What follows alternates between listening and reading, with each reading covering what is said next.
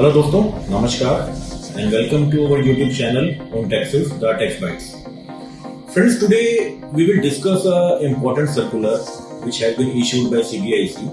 यह circular relate करता है कुछ डिस्काउंट्स डीलर को जो मिले हैं या फिर किसी पर्सन को मिले हैं फ्रॉम मैन्युफैक्चरर और द प्राइमरी सेलर कि जो ऐसे डिस्काउंट है क्या रिसिपिएंट को उसके ऊपर जीएसटी जमा करवाना है या नहीं करवाना। इस सर्कुलर में 3 सिनेरियो बताए गए हैं। पहला सिनेरियो है जहां पे कि जो डीलर है, डीलर को कमर्शियल क्रेडिट नोट के थ्रू डिस्काउंट मिलता है, तो क्या उस डीलर को उस कमर्शियल क्रेडिट नोट के कॉरेस्पॉन्डिंग आईटीसी रिवर्स करना है या नहीं करना। तो इस सर्कुलर में ये बताया गया है कि ऐसे डीलर को कोई आईटीसी रिवर्स करने की आवश्यकता नहीं है, क्योंकि कमर्शियल क्रेडिट नोट कभी भी जीएसटी रिटर्न का पार्ट नहीं होता। इसीलिए क्योंकि जो ओरिजिनल सेलर है उसने अपना आउटवर्ड टैक्स एडजस्ट नहीं करा, तो डीलर को भी अपना आईटीसी रिवर्स करने की जरूरत नहीं है। दोस्तों, अगले स्टेप पे बढ़ने से पहले I will draw your attention to the previous circular number 105 of 2019, जहां पे गवर्नमेंट ने सीबीआईसी ने इन्हीं तीनों प्रकार को लेके एक सर्कुलर इशू करा था और उस सर्कुलर की वजह से पूरे रिटेल ट्रेड के अंदर अफरा तफरी मच गई थी, जहां पे कि रिटेल ट्रेडर्स वर सेइंग कि जो प्रैक्टिसेस हमारी फॉलो हो रही हैं and that will totally are not taken care by the circular number 105 and keeping in view such a hue and cry, government को सर्कुलर नंबर 105 2019 में जो इश्यू हुआ तो वापस लेना। तो अब जो सर्कुलर आया है, सर्कुलर नंबर 251 2025 का, that is exactly the same thing जो कि सर्कुलर नंबर 105 विड्रॉ करा गया। ये एक बात हुई। दूसरी बात जो मैं आपका ध्यान दिलाना चाहता हूं, ये जो सर्कुलर 225 है 2025, सर्कुलर नंबर 251 2025 का, जो हमने अभी इसका पहला सिनेरियो बात करी, वो सिनेरियो को केटर करता है, वो क्लैरिफाई करता है कि क्या रिसिपिएंट डीलर जिसको कि क्रेडिट नोट से कोई डिस्काउंट मिल रहा है या वैसे मिल रहा है, उसको उस डिस्काउंट पे टैक्स पे करना पड़ेगा। मतलब क्या वो कंसिडरेशन मानी जाएगी या नहीं मानी जाएगी। यह सर्कुलर कतई यह नहीं बताता कि क्या ये जो आपके डिस्काउंट्स हैं ये पोस्ट अप्लाई डिस्काउंट है या नहीं है। पोस्ट अप्लाई डिस्काउंट जैसे कि आपको पता है section 15 sub section 3 clause B के तहत जो भी पोस्ट अप्लाई डिस्काउंट्स हैं वो वैल्यू में ऐड होंगे या नहीं होंगे, ये बताया गया है। सेक्शन 15(3)(b) के अंदर ये कहा गया है कि यदि कोई भी डिस्काउंट किसी एग्रीमेंट के अंदर दिया जाता है और वो एग्रीमेंट सप्लाई से पहले एंटर हुआ है, तो वो डिस्काउंट सप्लाई के बाद भी देने से टैक्स डिडक्टिबल होगा, उसके ऊपर आउटवर्ड जो सप्लायर है अपनी आउटवर्ड टैक्स लायबिलिटी कम कर लेगा।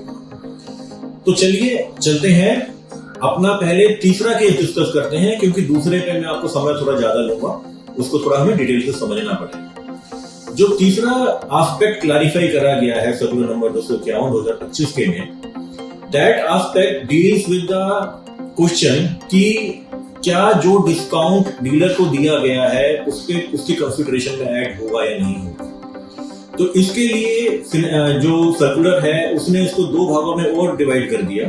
पहले भाग में वो कहते हैं कि कई केसेस के अंदर डीलर कुछ मार्केटिंग एक्टिविटीज करता है या फिर कुछ एक्टिविटीज करता है अपना मैन्युफैक्चरर के कहने पे, फॉर एग्जांपल कुछ प्रोडक्ट्स को शोकेस में लगाना, तो उस केस में जीएसटी उसकी डिस्काउंट पे जो उसको दिया गया है वो उस पे पेबल होगा, क्योंकि ये कंसिडरेशन मानी जाएगी। इस सर्कुलर ने एक बड़ा मोटा हमें एक आइडिया दे दिया, एक बड़ा मोटा हमें एक वे फॉरवर्ड दे दिया, कैसे जानेंगे कि इस पे टैक्स पेबल होना है या नहीं होना।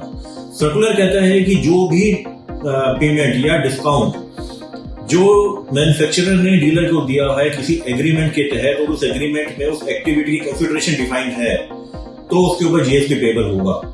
लेकिन यदि कोई भी एग्रीमेंट नहीं है और डीलर और मैन्युफैक्चरर ने डीलर को डिस्काउंट दिया है, तो ये माना जाएगा क्योंकि डीलर ने जो एक्टिविटी करी है मार्केटिंग एक्टिविटी, वो अपने ओन्ड गुड्स की प्रमोशन के लिए करा गया है की है, जिससे कि उसकी टर्नओवर बढ़ी है तो there is no activity which has been done by the dealer for that manufacturer, उसमें जीएसटी पेबल नहीं होगा। So far so good, we are comfortable on this 2 point. Now coming to the second point, the third one in fact, जो कि circular में clarify करा। Circular में now coming the concept of additional discount. अब now additional discount क्या है? Circular में additional discount को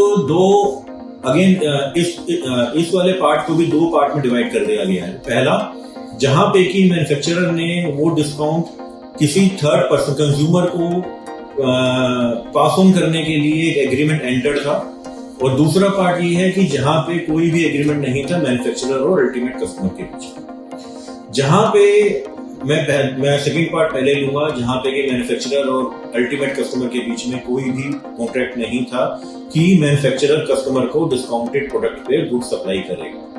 इस केस के अंदर सर्कुलर ने ये क्लैरिफाई करा है कि द मोमेंट मैन्युफैक्चरर ने डीलर को गुड सप्लाई कर दिया तो वो ट्रांजेक्शन खत्म हो गई। उसी प्रकार जब डीलर ने अल्टीमेट कस्टमर को गुड सप्लाई कर दिया तो ट्रांजेक्शन खत्म हो गई। उसके बाद यदि कुछ भी आपका मैन्युफैक्चरर डीलर को डिस्काउंट देता है तो उसके ऊपर डीलर के टैक्स लायबिलिटी नहीं बनती है, क्योंकि ये एक इंडिपेंडेंट ट्रांजैक्शन है in so far as original sale is concerned. Now coming to the second part, which is the important one and which needs understanding in detail.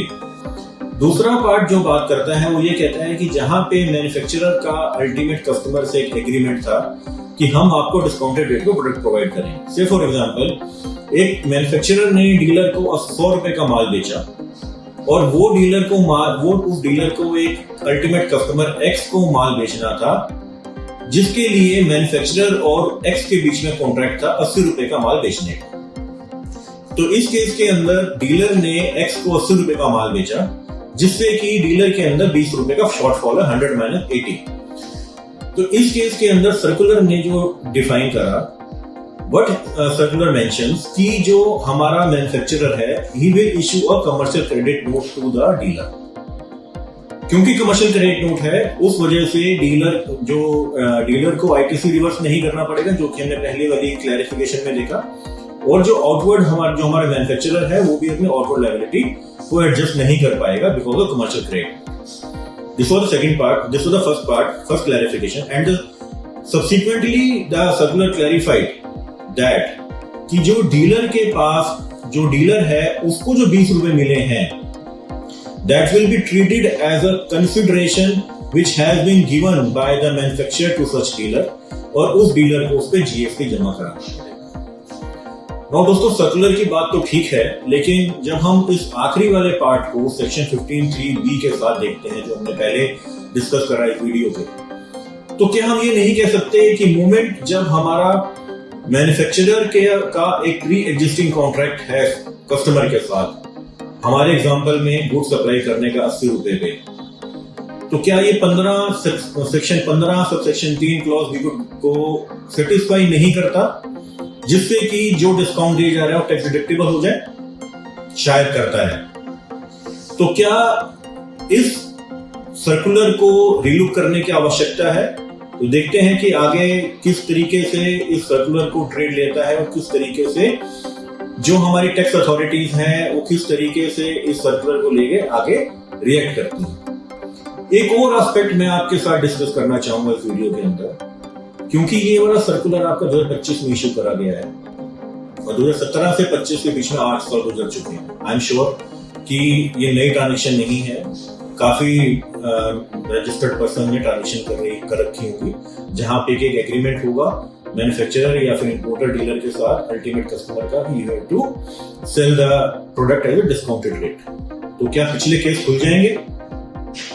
दोस्तों, एक पोजीशन ले सकते हैं depending on the facts of the case कि ये circular ही उन cases पे applicable नहीं है, सो कोई भी एडवर्स एक्शन की रिक्वायरमेंट नहीं है फ्रॉम द डिपार्टमेंटल साइड, और सर्कुलर ही वैलिड नहीं होगा उस फैक्ट पैटर्न के ऊपर। लेकिन इस पोजीशन को लेने के लिए हमें पीछे 8 साल में उस मैन्युफैक्चरर या फिर इंपोर्टर डीलर ने क्या पोजीशन ली है वो देखना पड़ेगा। उसके साथ साथ जो फ्यूचर के अंदर हमें अपने बिजनेस मॉडल को अलाइन करके सेक्शन 15 सबसेक्शन 3 सबसेक्शन बी के साथ अलाइन कर लेते हैं और हम अपने मोडस ऑपरेंडी को इस तरीके से करते हैं कि हमें कमर्शियल क्रेडिट नोट इश्यू करने की नौबत ना आए, तो शायद हम इस सर्कुलर के प्रभाव से भी बाहर आ सकते। तो दोस्तों, उम्मीद करता हूं कि आपको ये डिस्कशन अच्छा लगा होगा।